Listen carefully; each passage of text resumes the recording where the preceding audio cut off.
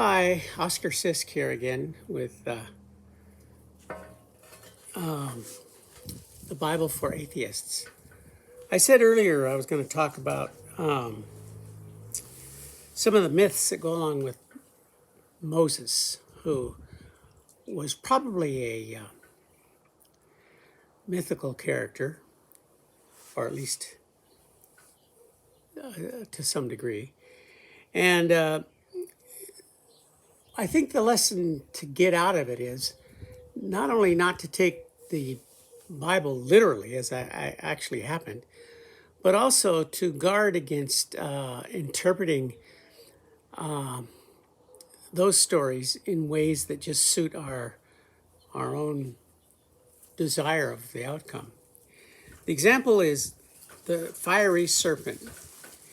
When Moses took the Israelites out into the desert for 40 years, remember 40 years is the trial code for a quarantine or trial testing period in the Bible. So even that's probably not literal. It probably really wasn't 40 years, even if any of it is true. But the issue is that there was the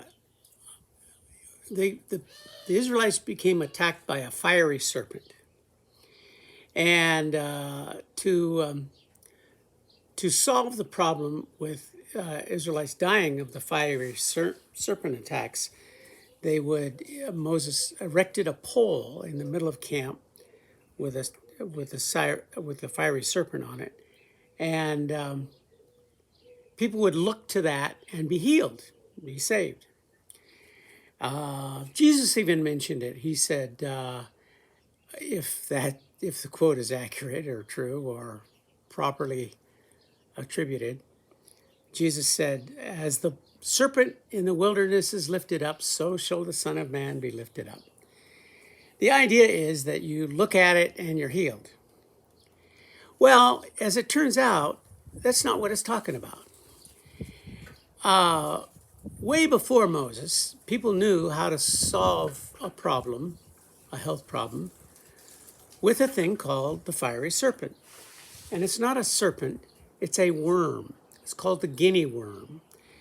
And what it is when you drink contaminated water, you get infected with the larva of this worm, and it develops into a worm which grows as much as 3 feet long inside of your body, in the lymph system or the blood system. When it's fully adult, the worm then collects either in the feet or the hands, usually the feet, probably because just gravity attracts it down there.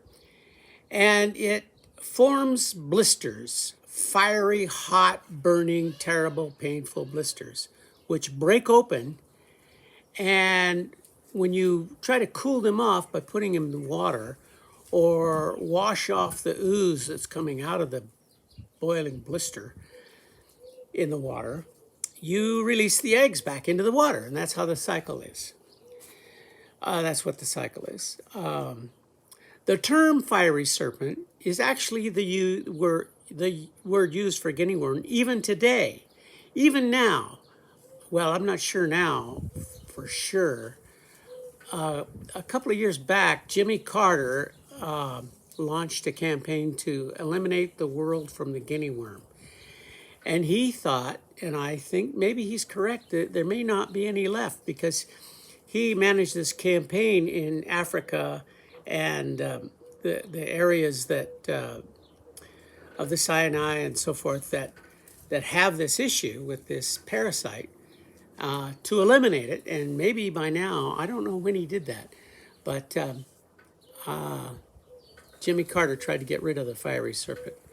The fiery serpent is what they call it even now. It's not a snake on a pole, and you don't look at it and get healed. I don't know how many sermons I sat through as a boy and a young man, and with people drawing the conclusion, oh, you just look to Jesus as a serpent in the wilderness is lifted up, and so must the Son of Man be lifted up. Well, I don't know if Jesus got it wrong either or not. I don't even know if that's, but anyway, that's a tangent. The fiery serpent, the way to get rid of it, and this is what the fiery serpent lifted up on the pole was all about.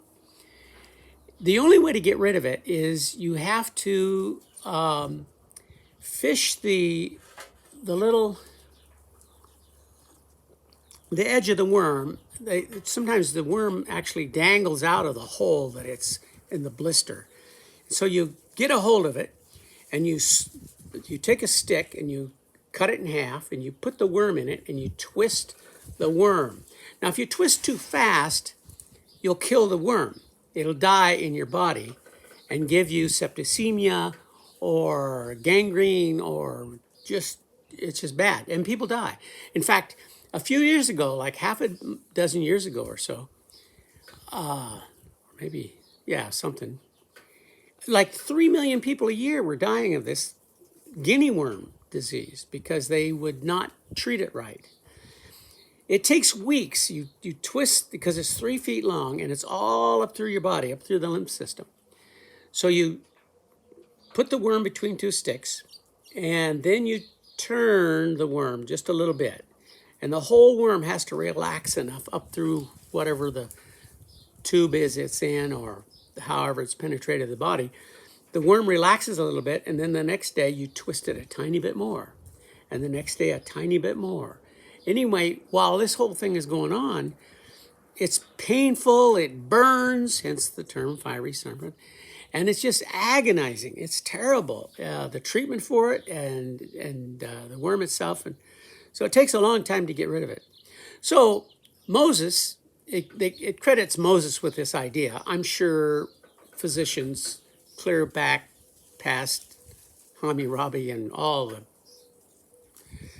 medically wise people in Egypt knew about this. The pole lifted up was to tell people what to do. It had the worm, and you twist it around the pole, around the stick, slowly, and then that's how you get rid of it. Well, and it's not just looking at it and you're healed. That's nonsense.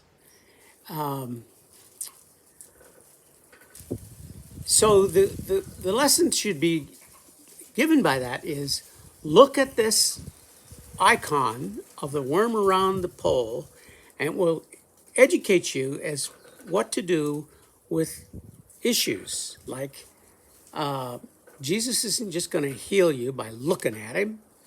You got to work with what he says. Work with the lesson. The lesson is slowly work it out. Anyway, that's what I think the lesson ought to be. And it's not about a snake wrapped around a pole in the middle of the desert. Anyway, that's what I want to say. Thank you. Bye.